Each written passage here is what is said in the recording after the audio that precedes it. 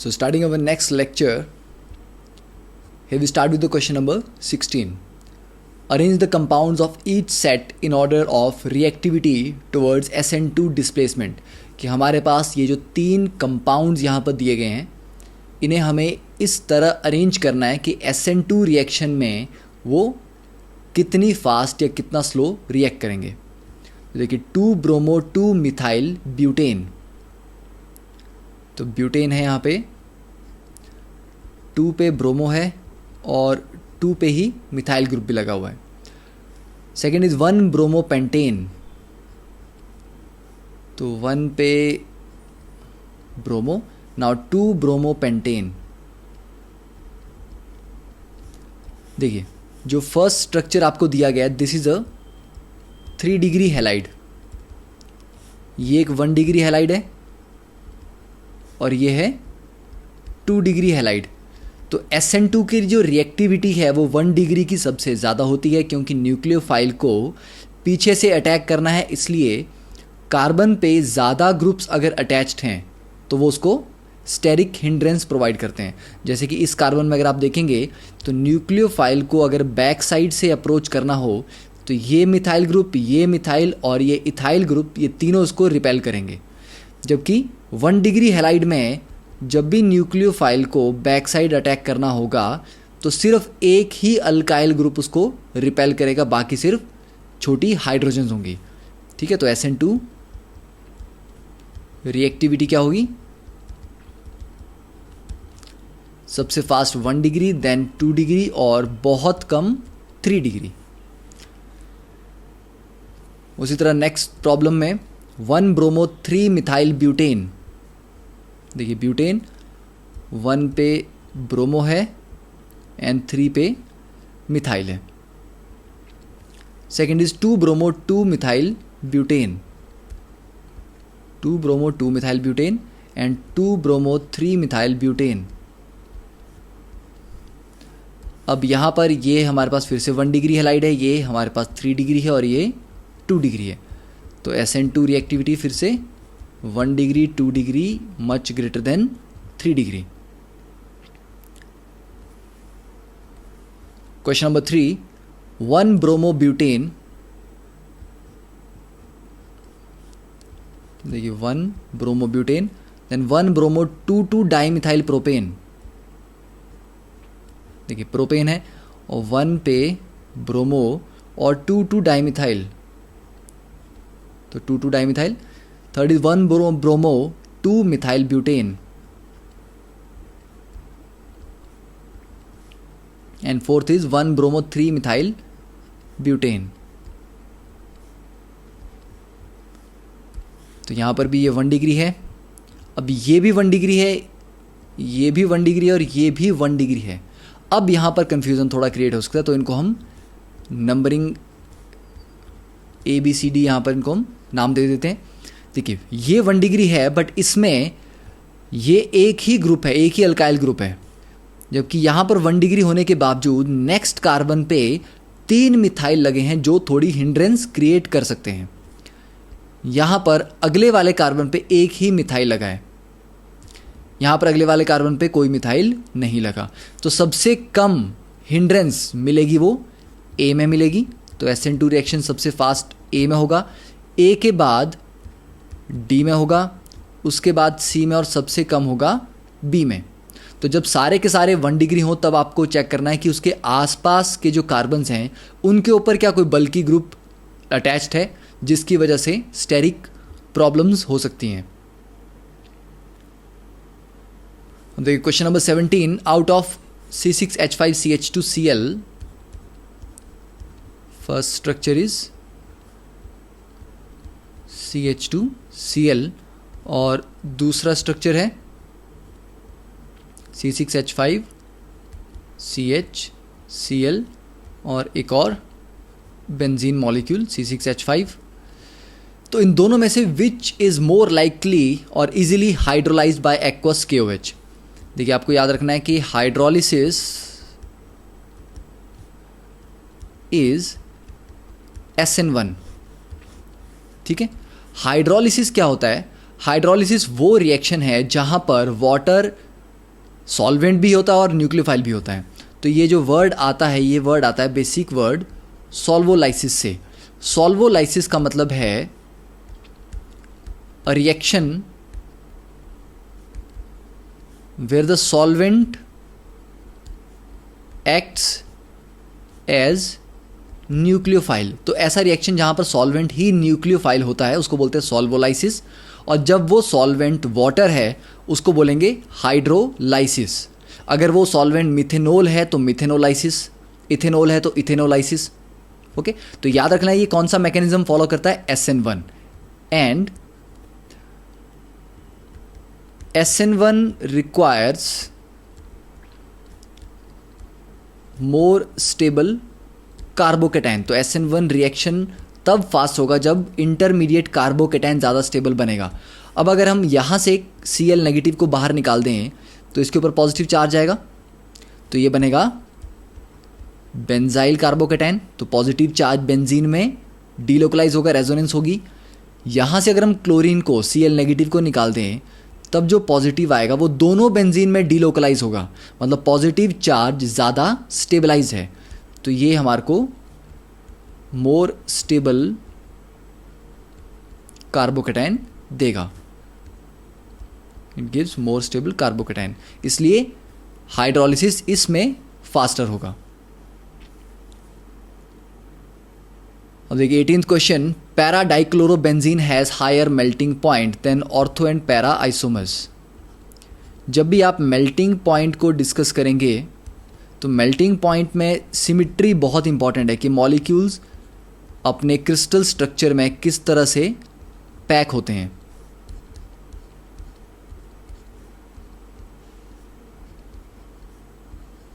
देखिए पैकिंग का मतलब है कि मेल्टिंग आप करेंगे किसकी, मेल्टिंग आप करेंगे सॉलिड की।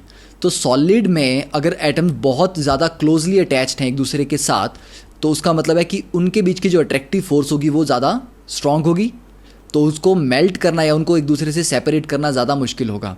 तो मेल्टिंग पॉइंट चेक करते टाइम आपको हमेशा फोकस करना है कि पैकिंग किसकी सबसे अच्छी है। अब अगर हम पैरा डाइक्लोरोबेंजीन की बात करें तो दोनों क्लोरीन सिमिट्रिकली लगे हुए हैं, ठीक है। तो ऐसा एक मॉलिक्यूल और इसके बाद एक और ऐसा मॉलिक्यूल, इनकी पैकिंग बहुत अच्छे से हो सकती है और बीच में कोई स्पेस वेस्ट नहीं होगा। बट अगर आप मेटा की बात करते हैं तो यहाँ पर ये सारा स्पेस वेस्ट है।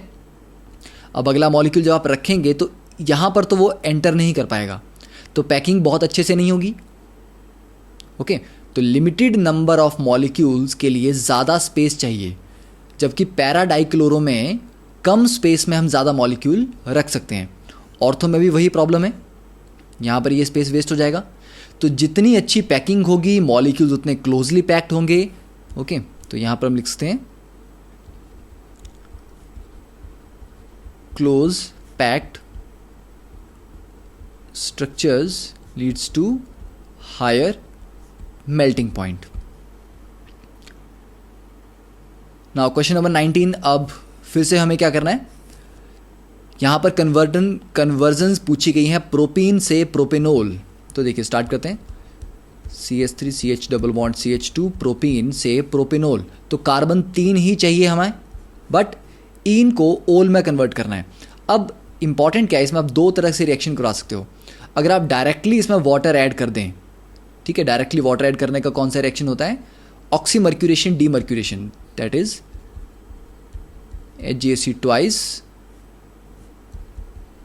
H2O फर्स्ट स्टेप में, और सेकंड स्टेप में NaBH4, ठीक है, H2O2। तो इसमें बेसिकली ये जो रिएक्शन है ये क्या करता है, वाटर ऐड करता है बाय मार्कोनिकॉफ एडिशन। तो यहाँ से अगर आप करते हैं तो आपको ये प्रोडक्ट मिलेगा। तो ये सिंपली क्या है, it is Markovnikov addition of water. और 21 चैप्टर में हमने पढ़ा था ये रिएक्शन, ये आता है एल्कीन्स में, हाइड्रोकार्बन्स। बट हमें क्या चाहिए, प्रोपेनोल चाहिए, मतलब 1 प्रोपेनोल। ये तो 2 प्रोपेनोल आ गया, दिस इज प्रोपेन 2 ओल। मतलब हमें कैसी चाहिए, वाटर की एडिशन चाहिए एंटी मार्कोनिकॉफ। तो एंटी मार्कोनिकॉफ एडिशन के लिए आप क्या यूज़ कर सकते हैं, हाइड्रोबोरेशन ऑक्सीडेशन। जिसका रिएजेंट है BH3THF, और सेकेंड पार्ट में NaOH H2O2। तो इस रिएक्शन में क्या होता है, इसमें भी वाटर ही ऐड होता है, बट इसका जो मैकेनिज्म है दैट इज एंटी मार्कोनिकॉफ। तो एंटी मार्कोनिकॉफ एडिशन में आपको मिलेगा प्रोपेन 1 ओल।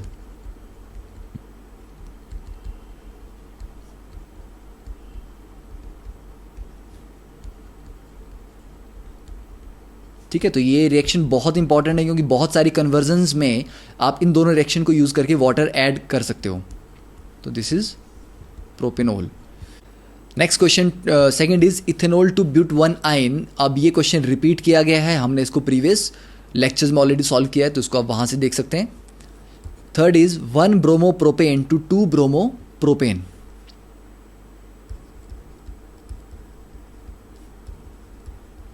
देखिए 1 ब्रोमो प्रोपेन है, तो ब्रोमो को 2 पोजीशन पे लेके जाना है, तो पहले आप क्या करेंगे, अल्कोहलिक KOH से इसको रिमूव कर लेंगे।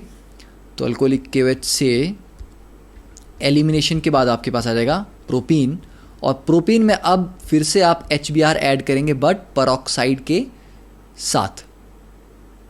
परऑक्साइड के साथ करेंगे नहीं, अगर परऑक्साइड के साथ करेंगे तो आपको वापस यही प्रोडक्ट मिल जाएगा।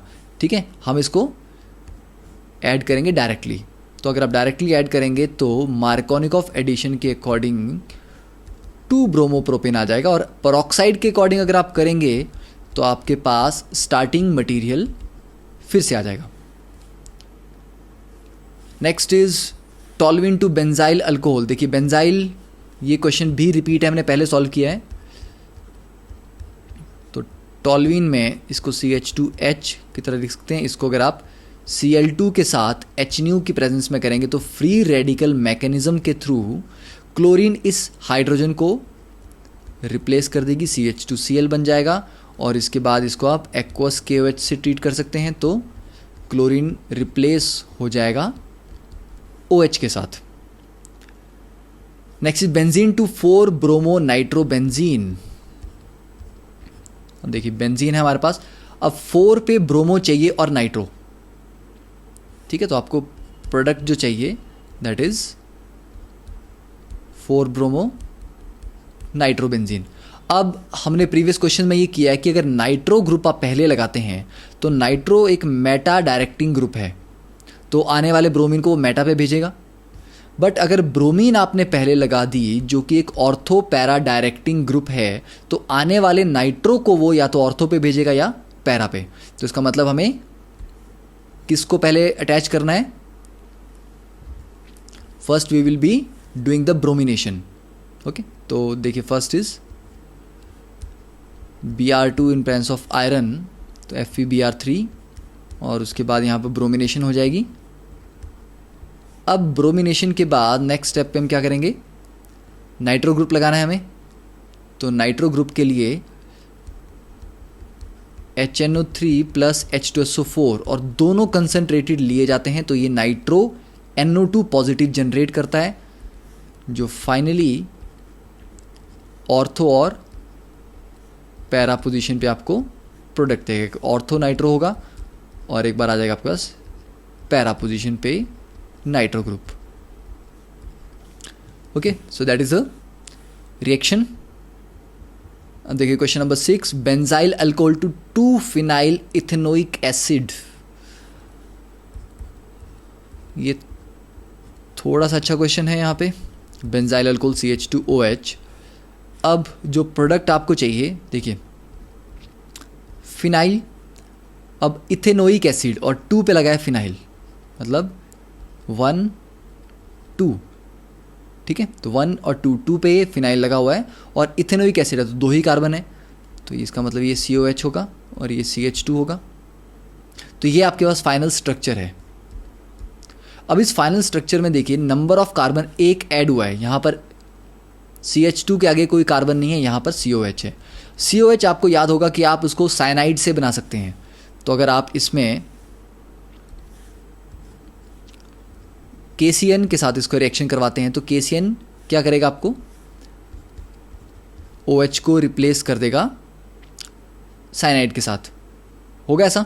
नहीं, ऐसा नहीं हो सकता। ऐसा क्यों नहीं हो सकता? क्योंकि OH नेगेटिव एक ज़्यादा स्ट्रॉन्ग न्यूक्लियोफाइल है, तो ज़्यादा स्ट्रॉन्ग न्यूक्लियोफाइल को कम स्ट्रॉन्ग न्यूक्लियोफाइल रिप्लेस नहीं करते हैं। तो हमें यहाँ पर पहले इसको HBr से ट्रीट करना पड़ेगा ताकि H2O बाहर निकल जाए और हमारे पास यहाँ पर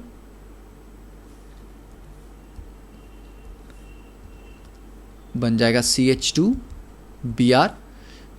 इसके बाद आप इसको ट्रीट कर सकते हैं KCN के साथ, तो KCN से ट्रीट करने पे आपको मिलेगा CH2CN। और साइनाइड का अगर आप सिंपली एसिडिक हाइड्रोलिसिस कर रहे हैं तो CN ग्रुप कन्वर्ट हो जाता है COH ग्रुप में।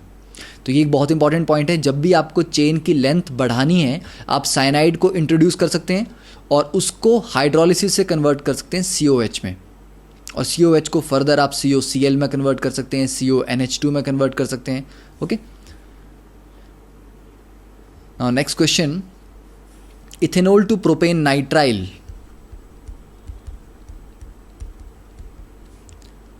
देखिए प्रोपेन, अब यहाँ पर 2 कार्बन है, हमें प्रोपेन चाहिए, ठीक है, 3 कार्बन चाहिए, और नाइट्राइल ग्रुप का मतलब साइनाइड, तो साइनाइड ऐड करने से ही आपके पास क्या आ जाएगा, तीसरा कार्बन आ जाएगा।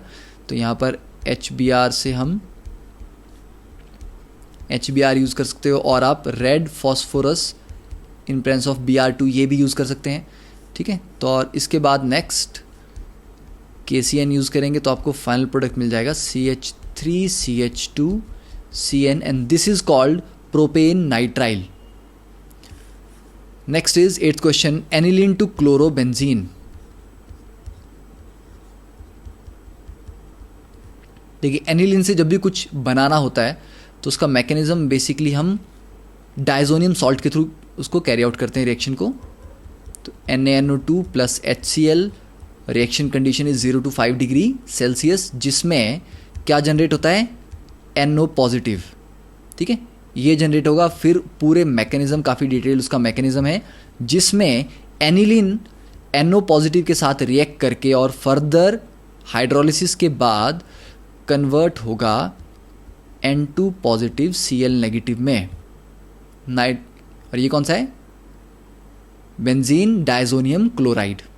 अब डायजोनियम क्लोराइड को फर्दर आप CuCl के साथ ट्रीट करेंगे तो आपको मिल जाएगा क्लोरोबेंजीन। तो ये रिएक्शंस, काफ़ी रिएक्शन है, N2Cl के बाद आप इसको CuBr से ट्रीट कर सकते हैं, आपको Ki से ट्रीट कर सकते हैं, H3PO2 के साथ ट्रीट कर सकते हैं, ठीक है। तो डिफरेंट प्रोडक्ट्स हमें डायजोनियम सॉल्ट के आगे मिलते हैं। Next is two chlorobutane to three four dimethyl hexane. देखिए 2-क्लोरोब्यूटेन और प्रोडक्ट है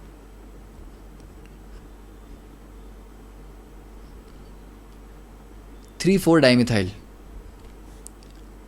अब अगर हम टोटल नंबर ऑफ कार्बन इसमें काउंट करें तो फर्स्ट में टोटल कार्बन कितने हैं, 4, इसमें कितने हैं, 8, ठीक है। तो डायरेक्टली हम डबल कर रहे हैं। अब अगर आपको शायद इसमें ध्यान,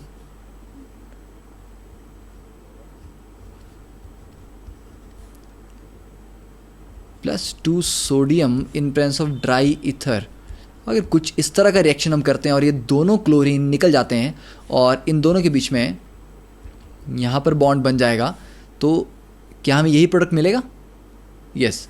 तो ये भी ध्यान रखना है कि जब आपका प्रोडक्ट में exactly double number of carbon atoms हैं और वो बिल्कुल सिमिट्रिकल है, ठीक है, देखिए यहाँ पर सिमिट्रिकल है, तो इसका मतलब है कि वुड्स रिएक्शन वहाँ पर हो सकता है, तो उस पॉसिबिलिटी को भी आपको ध्यान में रखना है।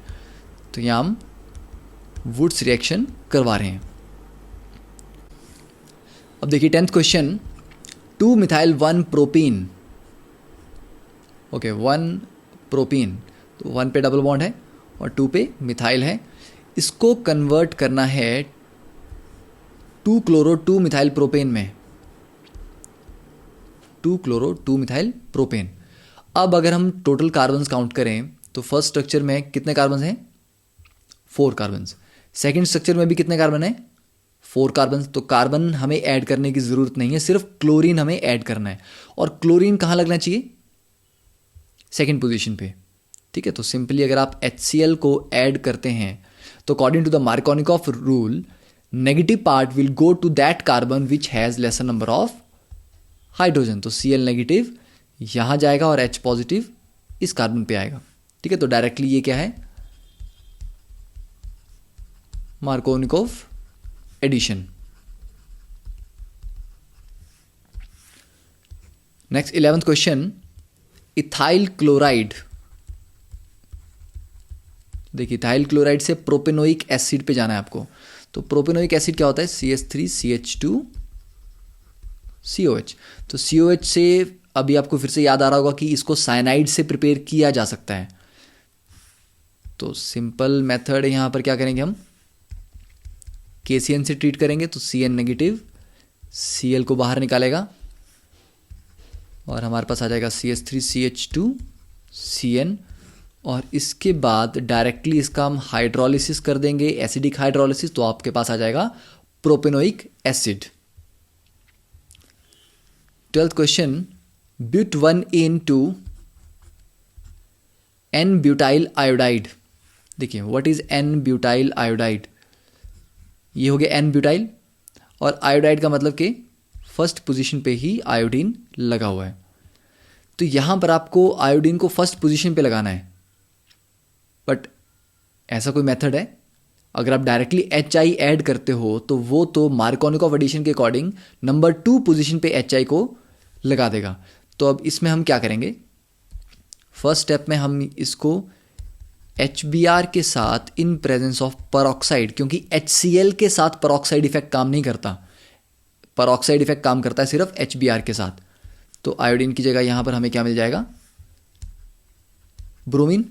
और नेक्स्ट रिएक्शन में क्या यूज कर सकते हैं हम, yes NaI in presence of acetone, that is Finkelstein reaction. तो वो सिंपल ब्रोमीन को रिप्लेस कर देगा आयोडीन के साथ, and this is the product. Now third question, 13th question, two chloropropane. देखिए 2-क्लोरोप्रोपेन से 1-प्रोपेनोल। तो 1-प्रोपेनोल, देखिए 1-प्रोपेनोल क्या है, दिस इज 1-प्रोपेनोल। तो फर्स्ट पोजीशन पे आप OH लगाना चाहते हैं, तो मतलब डायरेक्टली अगर इसको मैं OH से रिप्लेस कर दूं तो OH तो 2 पे आएगा, तो पहले मुझे यहां पर डबल बॉन्ड को इंट्रोड्यूस करना पड़ेगा। तो अल्कोहलिक KOH यूज करेंगे आप, तो अल्कोहलिक KOH से आपको क्या मिल जाएगा, एल्कीन। और इस एल्कीन में वाटर ऐड करना है, किस तरह से, एंटी मार्कोनिकॉफ एडिशन। ठीक है, तो एंटी मार्कोनिकॉफ, या आप एक और काम कर सकते हैं, HBr लगा सकते हैं परऑक्साइड की प्रेजेंस में। तो फर्स्ट कार्बन पे ब्रोमीन लग जाएगा, उसको एक्वस KOH से ट्रीट कर देंगे। ठीक है, तो दोनों मेथड देख लेते हैं। तो फर्स्ट यहाँ पर आप यूज़ कर सकते हैं BH3THF, सेकेंड स्टेप में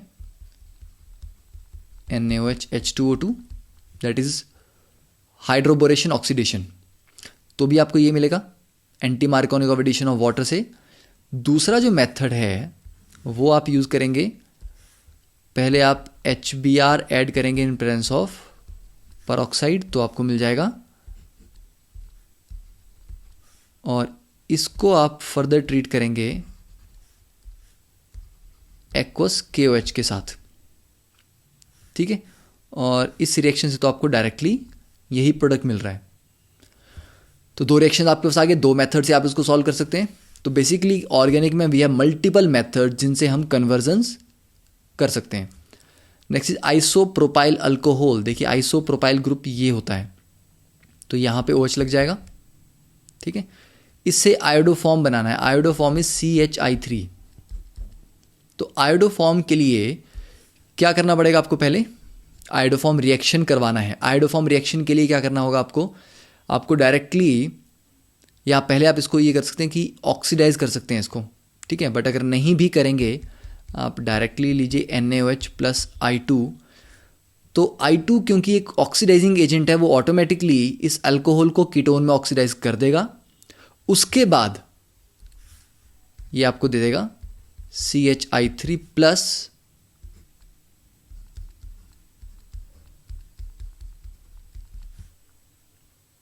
ठीक है। अब यहां पर मैंने CH3COH क्यों नहीं लिखा मैंने, एसिटिक एसिड क्यों नहीं बनाया? क्योंकि जब आपके पास बेस प्रेजेंट है NaOH, तो बेस की प्रेजेंस में acid can not be the final product. ठीक है, वो जो एसिड बनेगा भी वो बेस के साथ रिएक्ट करके सॉल्ट बना देगा। ठीक है, तो ये डायरेक्टली कौन सा रिएक्शन है ये? This is the iodoform reaction. ठीक है, तो कुछ बुक्स ने इस तरह से भी सॉल्व किया होगा इसको कि पहले वो किसी ऑक्सीडाइजिंग एजेंट से अल्कोहल को कीटोन में कन्वर्ट करेंगे और फिर कीटोन का फर्दर आयोडोफॉर्म रिएक्शन करेंगे। बट उसकी भी रिक्वायरमेंट नहीं है, क्योंकि जो आयोडीन है ये भी एक ऑक्सीडाइजिंग एजेंट की तरह काम करके उसको इस अल्कोहल को कीटोन में कन्वर्ट कर लेगी। Next is 15th question. देखिए, क्लोरोबेंजीन टू पैरानाइट्रोफिनोल। तो पैरानाइट्रोफिनोल, तो पहली चीज़ है कि क्लोरीन को किस में कन्वर्ट करना पड़ेगा आपको? OH में।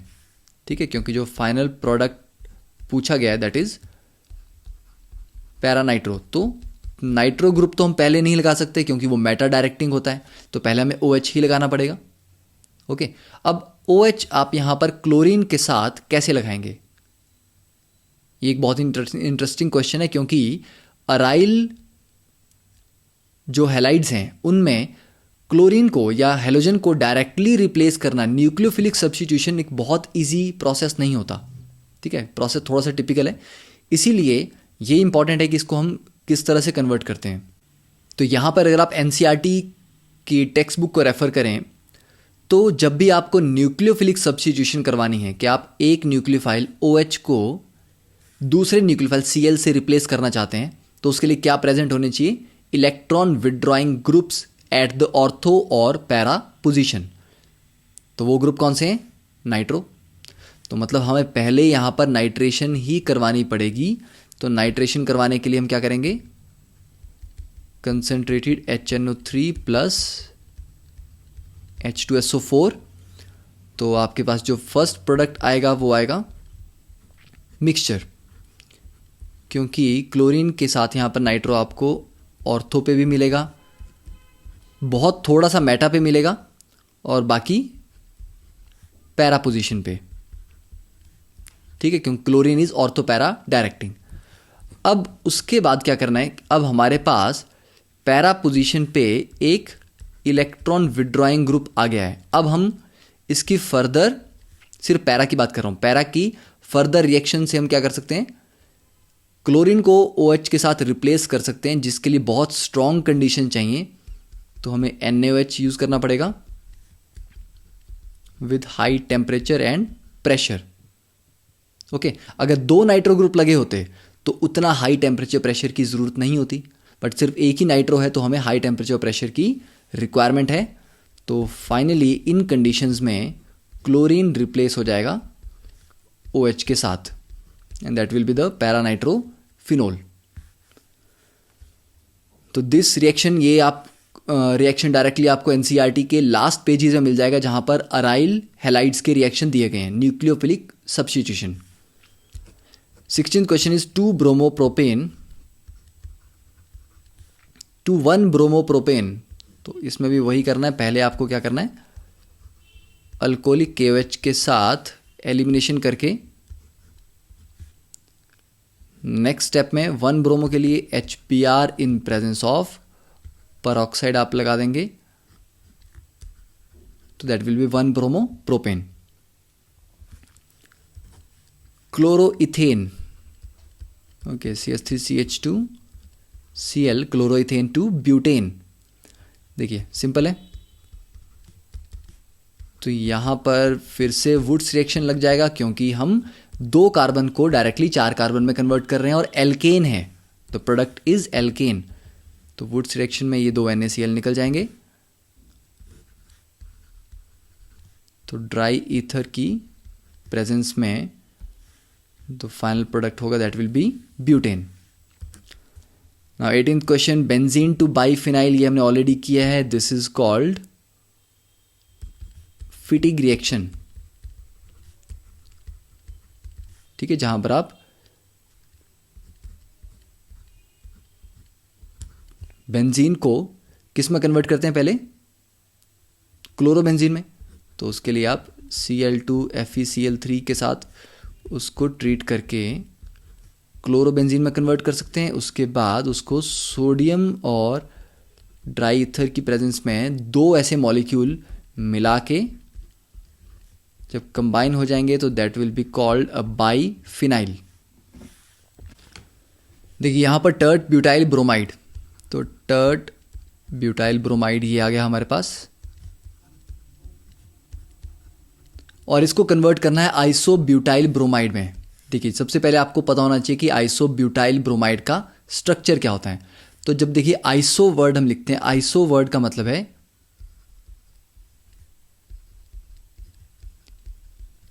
इस स्ट्रक्चर को बोलते हैं आइसो, ठीक है। अगर आइसो प्रोपाइल हो तो देखिए 3 ही कार्बन यहां पर हैं तो यही आइसो प्रोपाइल हो जाएगा। बट आइसो के आगे अगर ब्यूटाइल हो तो मतलब ये 3 कार्बन है, हमें चौथा कार्बन चाहिए, तो ये जो बॉन्ड आगे की तरफ मैंने लगाया है यहां पर आप एक और कार्बन ऐड कर देंगे तो हो गया ब्यूटाइल, और उसके आगे ब्रोमाइड। तो this is called isobutyl bromide.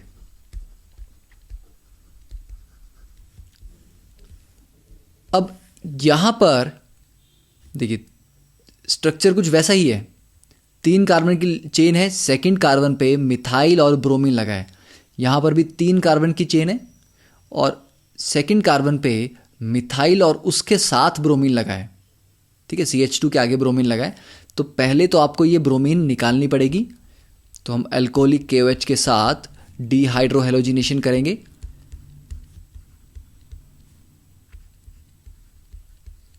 अब देखिए इस केस में, इस एल्कीन में अगर आप HBr ऐड करते हैं बाय परऑक्साइड इफेक्ट तो वो ब्रोमीन इस CH2 के आगे लग जाएगा।